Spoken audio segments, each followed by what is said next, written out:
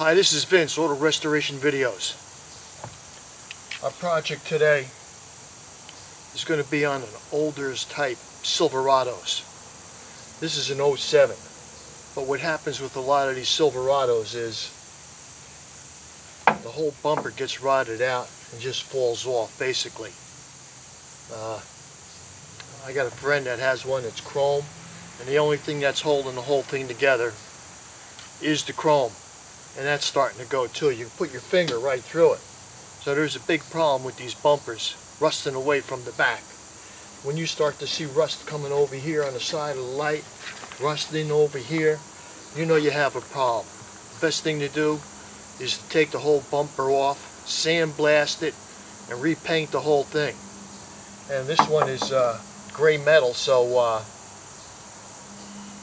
it should be fairly easy to do. I mean, even if you have to do body work on it, it's no big deal. If you had chrome, it'd be a lot different, because then you got chrome. When you're going to have it re-chromed again, that costs you a fortune. So we're just going to take this thing off, and we're going to sandblast it, paint it, and put it back on. We've got to stop all this rust, remove everything that's on here. Alright? I'm not going to babyfy this video by showing you how to take this bumper off, because if you can't figure out how to get a bumper off, you shouldn't even be watching this video. This is going to get involved.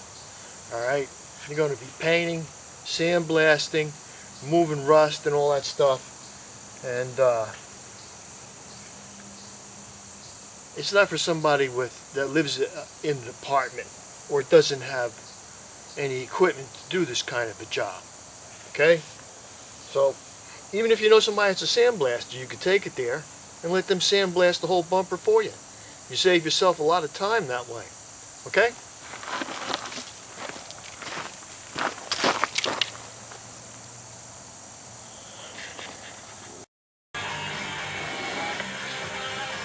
This is our trailer hitch bar.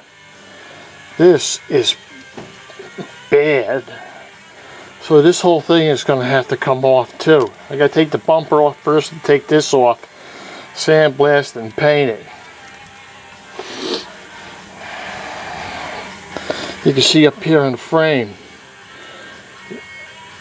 this undercoat is just peeling off, and it's rusted underneath the undercoat. That's just insane too. What kind of crap they put on this truck? Now, first thing we want to do is remove all our wires. There's a little light bulb behind it. You just twist it counterclockwise. But we want to remove the wiring here too by squeezing it together and pushing it out. Hard to do with one hand. And the wiring that is on this trailer hitch, it's over here. That's going to have to be removed too, because this whole thing's going to have to come out. Look at this.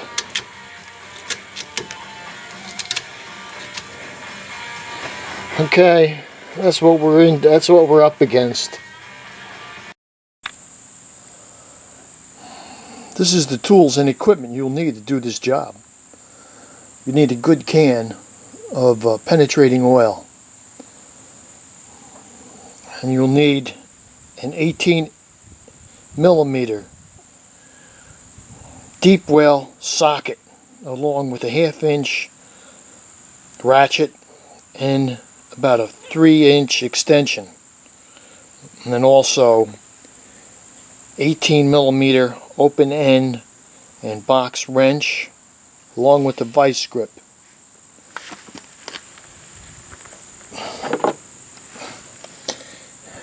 Basically, this is the size of the bolts you're going to be taking off.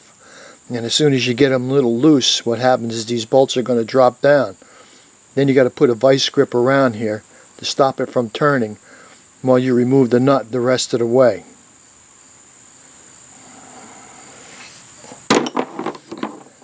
That should do it as far as the tools you need, except for a big honking sandblaster which like I say, you could take somewhere else and have it blasted.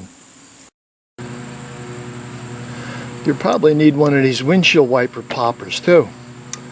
There's a little pop rivet under here, a plastic pop rivet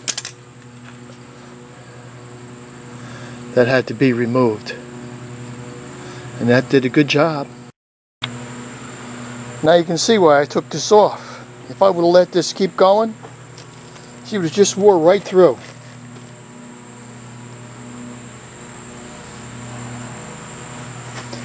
Going to have to remove this little plastic light right here, and on the other side. Then I should have cleaned up some of that oil spray on here a little bit with some maybe lacquer thinner or something on both sides. Remove this plastic from the bottom. See how they work? You got to squeeze these together and then push them through. Then you'll be able to get the plastic off all around. Now, in order to get this plastic tube out of here that you drop your spare tire down with, you're going to have to get yourself an ice pick and pry back all these little prongs. Once you get most of those prongs pried up, this thing will just slide right out. Now, there was a little tiny light in here. All you had to do was just push on this thing and push it out, and your little license plate lights will pop right out. Now, for you guys that don't have the a glass beater but a sandblaster, you can go ahead and get yourself a little 4-inch grinder. You can get a Harbor Freight for like $19.95. And you could do most of this with a little grinder. That's probably what I'm going to end up doing myself, because I'm right out here in front of my house and I want to use my sandblaster the least amount as possible, because that stuff's going to go all over the place. I'm going to have to go ahead and take out the remaining plastic that's on the bottom. You never know, there might be some serious rust under there. All you got to do is squeeze these things together with the pliers and give them a little push, and this whole thing will come right out. Okay, this is from Harbor Freight. I got it on sale, $19.99. I replaced the stone already. This is another stone, but it's almost the same size. I think this is like 80 grit or more something. I can't remember. But you can see here we have some serious rust. We're going to grind that off and grind all the stuff off that we can, and whatever we're having a hard time getting at, we're going to just have to sandblast. That's it. Okay? No need for you to see me grinding. I mean, come on. Now here's the kicker. You're going to get to a point where you have some real deep pits. Now these deep pits here, if you go try to grind down to get into these, you almost go through the whole metal. So these are going to have to be glass beaded or sandblasted or something. Okay? And if you don't have that equipment, you're going to have to just get some like phosphoric acid rust remover or something and let it sit on here so you can neutralize this rust. See, some of these spots here I just can't get in. My wheel won't fit in, but I'm getting rid of the bulk of it. Now I got off about as much as I can with my big grinder, well, my little grinder. I'm going to go ahead and break out my my little Harbor Freight sandblaster now. Just one thing on sandblasting: if you're going to use a Harbor Freight sandblaster, what you want to do is screen your sand before you put it into the sandblaster, or else it's going to clog every time, unless you can get your hands on some screen sand or extra fine. Next step is to get yourself some wax and grease remover and go over the whole outside of it. Now you might want to feather the edges where you did some heavy grinding. Alright, Get some 180 sandpaper or something and just go over that until it feels nice and smooth.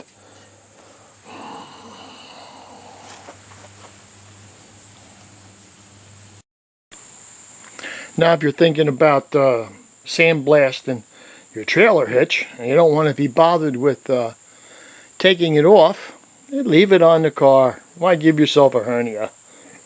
The sandblaster right there. I'm using some rubberized lining, drapery lining. I used this stuff in the past. It's flame proof and the sand just bounces harmlessly off it. Well, I sprayed this with some 50-year-old lacquer that I had laying around, and it came out pretty good. It's just the first coat. I'm going to put at least one more coat on it. Down here, you know, the plastic goes over that, and up on top, you know, plastic goes over that too. Now I painted right over my undercoating and everything, but I could have sanded it down more. Of course I went through the bare metal over here, but hey, this is a truck, you know. With one or two more coats on top, most of that will disappear. And then, like I say, the main thing here was just getting this thing to get rid of the rust and stop the rust. This is why I never throw out old paint. I always find a use for something. Well, this has been Solar Restoration Videos. Hope you guys have a good time and fix your bumpers up so they don't rot away, and the whole rest of your undercarriage on these Silverados. Okay, have a good one.